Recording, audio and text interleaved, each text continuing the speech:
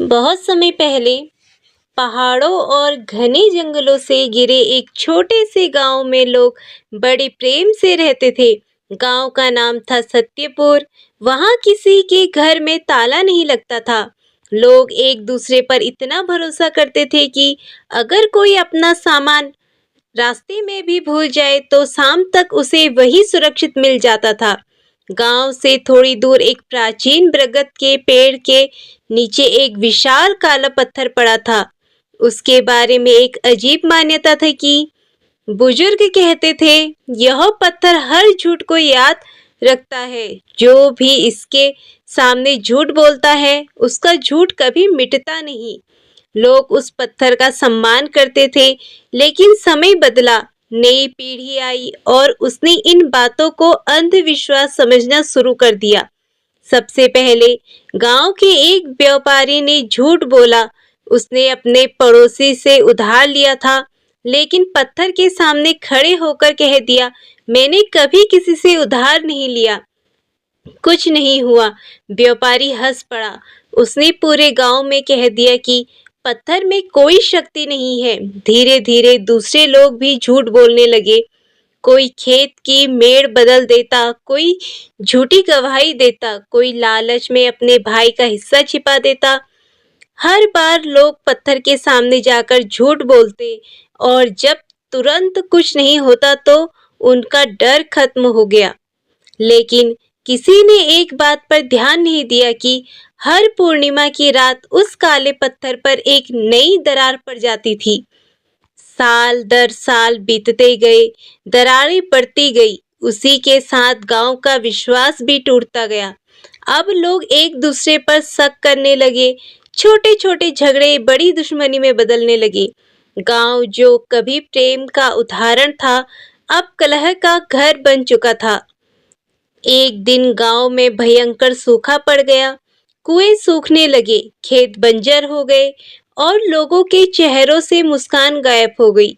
सबने तरह तरह के उपाय किए, लेकिन कोई फायदा नहीं हुआ।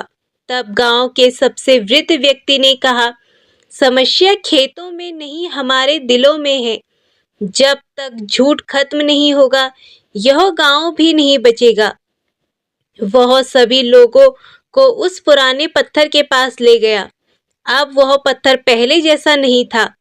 उसकी पूरी सतह गहरी दरारों से भर चुकी थी। उसी समय भीड़ में खड़ा एक लगभग 12 साल का अनाथ लड़का आगे आया। उसके माता पिता कई वर्ष पहले गुजर चुके थे। उसके पास न धन था न परिवार, लेकिन उसका दिल साफ था।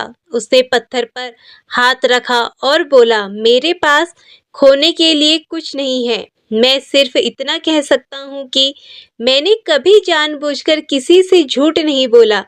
अगर कभी गलती हुई भी होगी तो आज मैं उसे स्वीकार करता हूँ। जैसे ही उसके शब्द पूरे हुए, अचानक तेज हवा चली। बरगद के पत्ते सरसराने लगे और सबके सामने पत्थर की एक बड़ी दरार धीरे धीरे भर गई। पूरा गांव स्तंभ रह गया।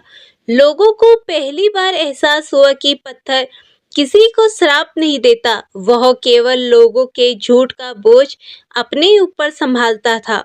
उस दिन से एक एक करके लोग आगे आने लगे। व्यापारी रोते हुए बोला, मैंने अपने पड़ोसी के पैसे लौटाए नहीं थे।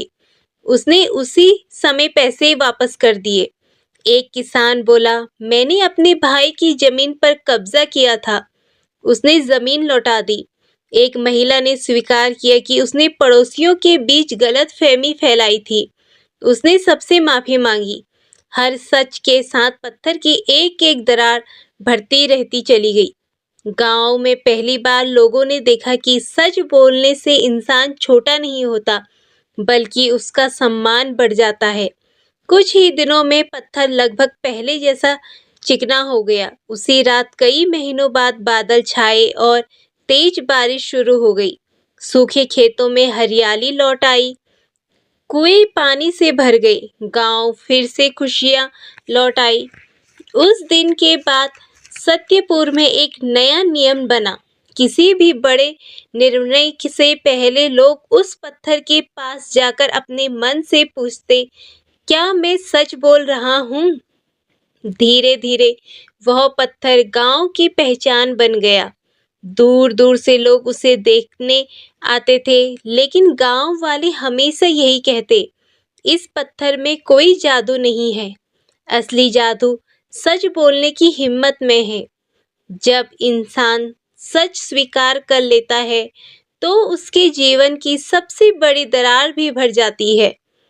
तो इस कहानी से हमें ये सीख मिलती है कि झूठ से कुछ समय के लिए जीत मिल सकती है, लेकिन सच्चाई ही वह ताकत है जो टूटे हुए भरोसे और बिखरे हुए रिश्तों को फिर से जोड़ सकती है।